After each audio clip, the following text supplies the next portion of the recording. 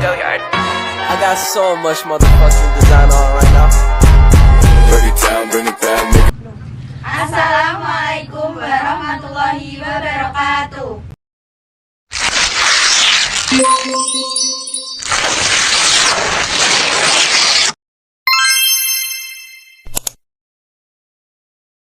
Wait a minute.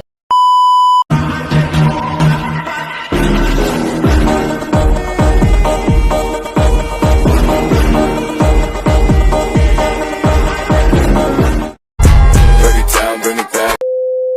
Wonten mriki kita badhe nyritakake mitos saking Waduk Kedung Amba, Desa Rambat Geyer Grobogan. Cerita iki kang didamel dening kita saking kelompok setunggal.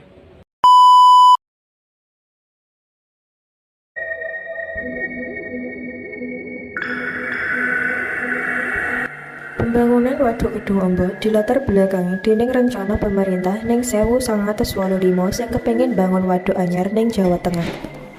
Waduk Kedung Amba dadi lokasi wisata sing nyuguhane pemandangan kang indah, tapi diwalik keindahane Waduk Kedung Amba jebule benahi akeh misteri lan legenda. Ning walik peristiwa prau kuwalik ning Waduk Kedung Amba jebule ana pira-pira cerita mistis sing beredar ning masyarakat kutha Boyolali. Ana warga sing kandha ngenani kerajaan gaib ning Waduk Seamba 6.758 hektar kuwi.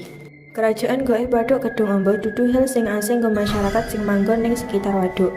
Waduk sing berlokasi 3 kabupaten ning Jawa Tengah yakuwi Sragen, Boyolali lan Grobogan.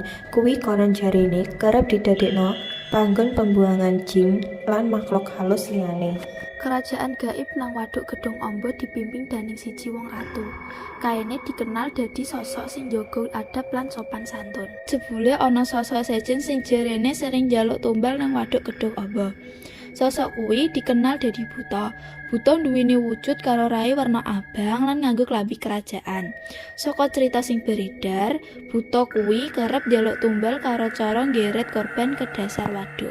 Menurut informasi, angger banyu rubah abang biasanya ana simpan kesaut utawa keslampur klalep lan dipangan penunggu waduk.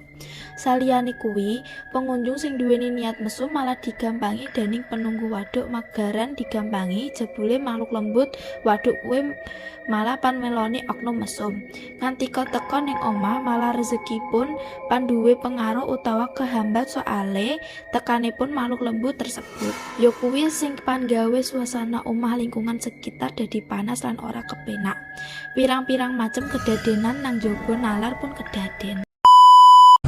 Tuku kecap ning Gunung Baton.